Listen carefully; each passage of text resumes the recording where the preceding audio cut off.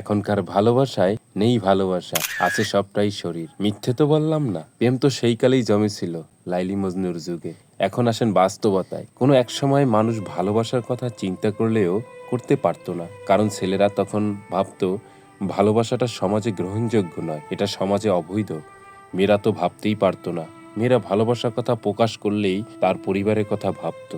সেকালের ভালোবাসা থেকে দূরে থাকতো সবাই। আইলো আরেক যুগ, সময় পরিবর্তন হলো।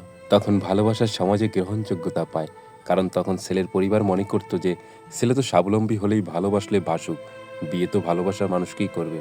আহা, আর তখন ছেলে মেয়ের পরিবার স্বাবলম্বী ছেলেকেই প্রেম নিবেদনের জন্য মানত, কারণ তখনকার প্রেম ছিল মধুর।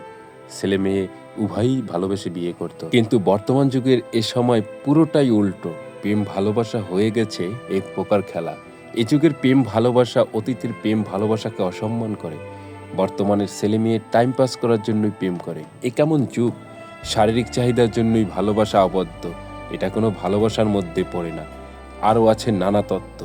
বর্তমান যুগের ছেলে মেয়েদের রুম ডেটিং, এটা আবার নতুন কৌশল। টাইট ফিট ড্রেস, ঠোঁটে লিপস্টিক, মেকআপের ছেলেদের আকর্ষিত করে তাদের।